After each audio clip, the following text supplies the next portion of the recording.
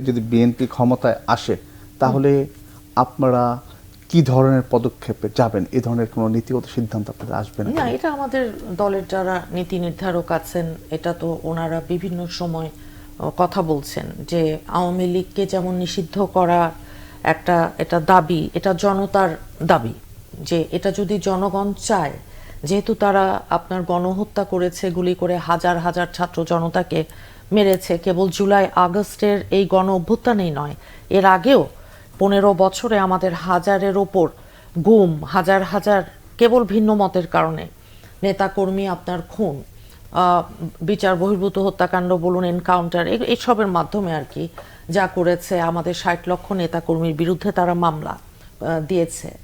তো আমরা মনে করি যে শেখ হাসিনা যেহেতু তার হাতে ছাত্র এবং জনতার রক্ত, গণহত্যার রক্ত, কাজেই তাদেরকে প্রথমে তো বিচারের আওতায় আনা এবং সেই সাথে সত্যিকার অর্থে ন্যায় বিচার নিশ্চিত করা।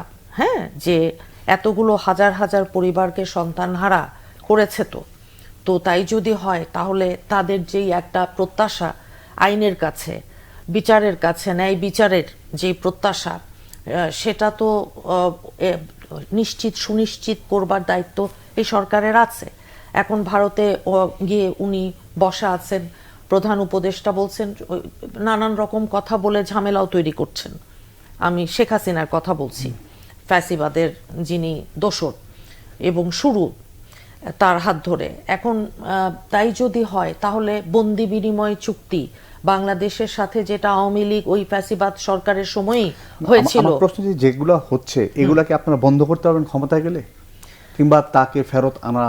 আমি তো সেটাই বলছি যে দেখেন, আমরা বন্ধ করতে পারবো আইনের শাসন যদি সত্যিকার অর্থে আমরা নিশ্চিত করতে পারি, সুশাসন, ন্যায় বিচার, মানবাধিকার, বিচার বিভাগের সংস্কার, এই জিনিসগুলোকে এনশিওর করতে হবে তো আগে। কারণ না হলে এমন একটা এলোমেলো অবস্থায়, যেমন ছাত্রলীগকে যে সন্ত্রাসী কার্যক্রম তারা চালিয়েছে এই দীর্ঘ সময়ে ফ্যাসিবাদের, তো তখন সেই কারণে যখন তাদেরকে নিষিদ্ধ করা হলো, তখন তো বাংলাদেশের সাধারণ মানুষ সেটাকে স্বাগত জানিয়েছে। কাজেই এই মানে সিদ্ধান্ত, যে ডিসিশনটা কাউকে আপনার নিষিদ্ধ করা কিংবা কোনো দল, এটা এন্ড অফ দ্য ডে এটা আপনার জনগণই কিন্তু এটা সবচেয়ে বড় বিচারক বলে আমি মনে করি। আরেকটা কথা বলি, দেখেন আওয়ামী লীগ তারা যেই ধরনের কাজকর্ম, গুম, খুন, নির্যাতন, হত্যা যেগুলো করে চালিয়েছে, ছাত্র জনতার হাজার হাজার গণহত্যার যে রক্ত, এখন তাদেরকে জনগণ মঙ্গল গ্রহে পাঠিয়ে দিবে নাকি জনগণ তাদেরকে এলিয়েন বানিয়ে দিবে, এটা কিন্তু জনগণের উপর ছেড়ে দেওয়াটাই বুদ্ধিমানের কাজ আর কি।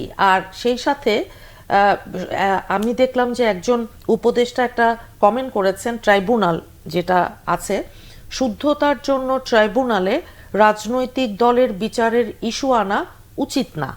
এখন এটা নিয়ে কথা হতে পারে, যারা বিচার আইনের মানুষ আছেন, যারা সংবিধান, বিভিন্ন যে সংস্কার কমিশনগুলো হয়েছে, এখন হয় কি, আরেকজন দেখলাম উপদেষ্টা বলেছেন আওয়ামী লীগকে নিষিদ্ধ না করতে বিভিন্ন দূতাবাস থেকে চাপ দেওয়ার চেষ্টা হচ্ছে, সেই কথাটাও এসছে। আর একদম পরে একটা কথা বলি, যে গণশুনানির কথা আমার ছোট ভাই ব্যারিস্টার ফুয়াদ যেমন বলেছেন, এটা খুব জরুরি ছিল, যেটাকে বাদ দিয়ে দিয়েছে সংবিধান থেকে আওয়ামী লীগ, তো ফ্যাসিবাদ, তারা একদলীয় কর্তৃত্ববাদী একটা সরকার। কাজেই যারা সংবিধান সংস্কার কমিশন এখন আছেন, সংবিধান সংস্কার করছেন, গণশুনানি এটা অত্যন্ত জরুরি এবং প্রয়োজনীয় একটা বিধিবিধান, যেটায় জনগণ সরাসরি, জনগণ তো এই দেশটার মালিক, সেটাই তো বলা আছে আমাদের সংবিধানে, যদিও সেই ক্ষমতাটা কেড়ে নেওয়া হয়েছিল। এখন আমরা তো চাই জনগণের ক্ষমতা জনগণকে আবার ফিরিয়ে দিতে।